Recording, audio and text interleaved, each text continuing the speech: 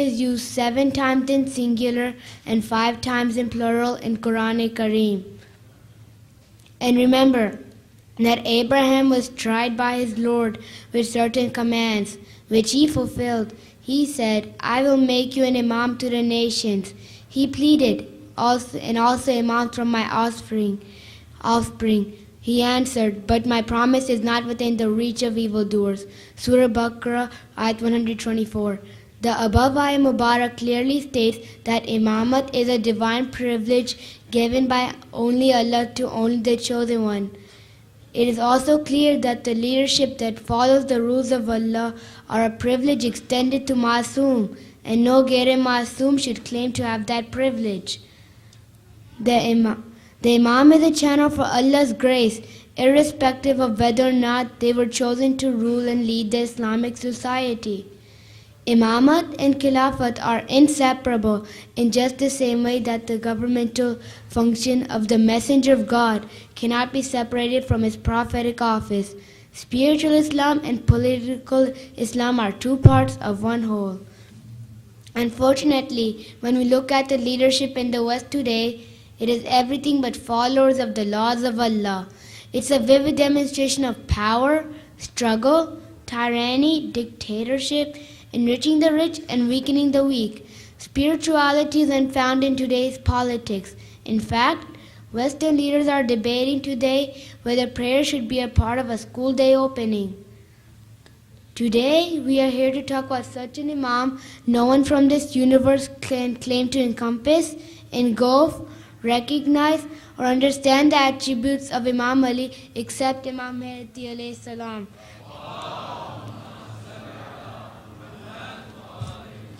The Holy Prophet once said to Imam Ali, nobody has the marifat of Allah except me and you, and nobody has the marifat of me except Allah and you, and nobody has the marifat of you except Allah and me. In contrast, Western leaders also possess such attributes that are hard to comprehend. The major difference is that an ordinary man does not want to have those attributes, as they are neither recognized human nor do they conform to the laws of any rational religion. Immediately after the death of the Prophet, the tribes began deserting Islam to go back to their old ways of paganism. Imam Ali decided to bury the differences and insisted that all resources of the state must be mobilized to face the new challenge, threatening the very foundation of Islam.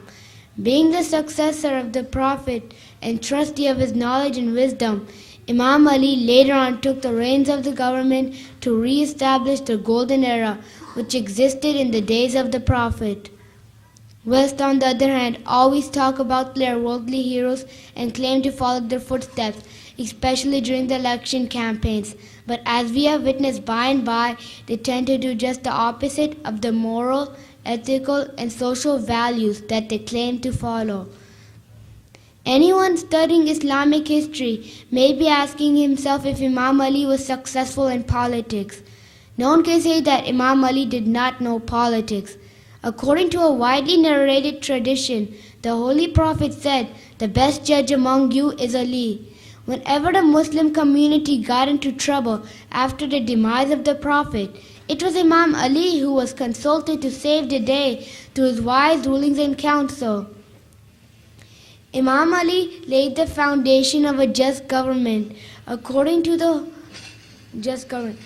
Holy Prophet, Imam Ali had the most correct religion because he was Adil.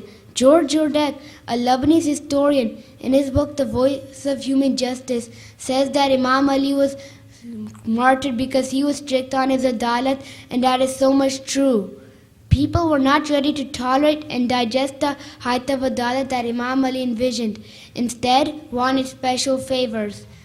The journey to rule in the West begins with favors. Once the candidate is elected, it is payback time. Officials call it contribution, but in fact they are anticipated bribes. Bribery kills the very root of the justice system. It is thus evident in today's society that very little gets done for the welfare of an ordinary man, and the law protects the one who has stakes in the government. Anyone studying Islamic history may be asking himself if Imam Ali was successful in politics. No one can say that Imam Ali did not know politics. According to a widely narrated tradition, the Holy Prophet said, "The best judge among you is Ali." Whenever the Muslim community got into trouble after the demise of the Prophet, it was Imam Ali who was consulted to save the day through his wise rulings and counsel. West, on the other hand, has given a total different meaning to success in politics. It is enough to say here that whenever we hear the word politics or politician, our mind automatically relates them to deception, despair, lies, and all those things that are detrimental to a just society. For the last 100 centuries, Imam Ali's 4-year rule in the Islamic role has been the best administration of justice in the Muslim society. Imam Ali's orders to judges and prosecutors to consider the fairness and reasonableness as the procedure in each and every judicial conduct are the main principle in all orders, which is today the fundamental of the bills of human rights. This is Imam Ali's order that all accused must be considered innocent until proven guilty before impartial and independent tribunal. In West, the judiciary system starts with favors where judges are elected based on their party beliefs and not the records of the just verdicts.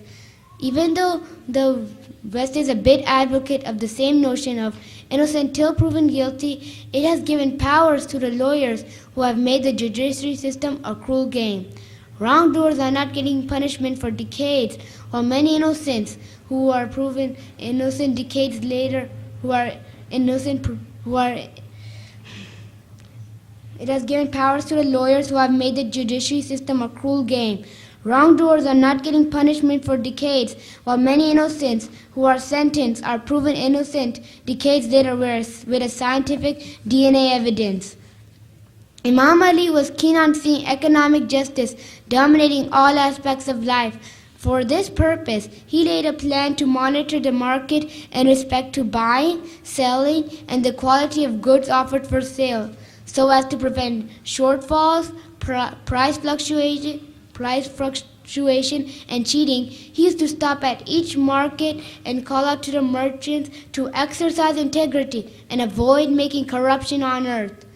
It will be sufficient to say here that West has failed in both of their economic system, whether capitalism or socialism. Under both systems, average human being is under tremendous financial duress and are unable to find an escape. The nation as a whole, led by Amir Momineen, witnessed full examples of administrating its affair in realizing its affair and caring for its welfare, and realizing its strength and happiness. Owing to his ancient attempts to remove the heaviness of poverty from the people, Imam Ali kept rigidly to his program throughout his caliphate. Anyone who stays informed about today's Western capitalistic economy knows that the legislative body enacts laws that help make rich get richer, while poor is becoming poorer every day. The polarity is growing in Western societies, thus giving way out to evil activities such as drinking, gambling, etc. Although officials in Imam Ali's administration were purely selected on merit, Imam Ali never allowed anyone to take the office based on relationship or favoritism. Today in West, political and economical influence determine as to who will be in the administration. Campaign contributions are given with the sole intention to earn back every penny invested with tenfolds. It is very surprising to know that 1400 years after Imam Ali, his rules are still in the charter of none other than the United Nations. From the point of view of purport, there is no difference between the rules laid down by Imam Ali and the charters of the United Nations. The minor differences are due to the changes that have taken place in the terminology during the course of time and is not basic or in principle. There is no chapter in the charters of the United Nations that is not running parallel to the rules laid down by Imam Ali. Today, when a Western country with a veto power vetoes any resolution of the United Nations, they are in fact going against the rules laid down by one of the most beloved human beings of Allah. It should not surprise anyone that the consequences of using such irrational usage of power brings nothing but destruction, desperation, frustration, and a show of inequality and injustice. The recent example of United States not abiding by the Declaration of the United Nations is vivid enough in its aftermath. By the grace of Allah, we are fortunate to be blessed by one of the chosen ones of Imam Zamana. In his absence, the true leadership can only come from the ones chosen by him or the ones who follow the criteria set by him and are able to act upon the commands. The leadership of Imam Khomeini and Imam Khamenei are the prime examples. No wonder we refer to them as Imams, as these great leaders follow the footsteps of the government of Imam Ali. The despotic Western rule has left humankind with nothing but chaos, uncertainty, depravity, and despair. Indeed, the environment has advanced tremendously. Technology has gone beyond imagination.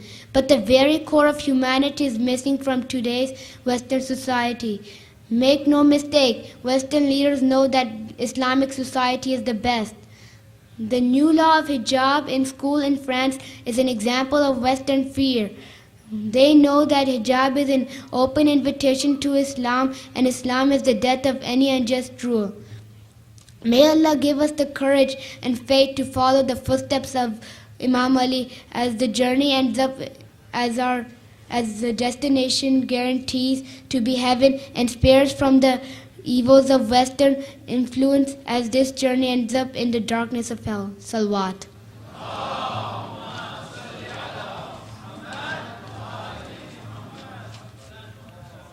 MashaAllah. Shayan did an excellent job. Now it's open for questions. You going to answer the questions? High five? All right. MashaAllah. Give him a loud salawat.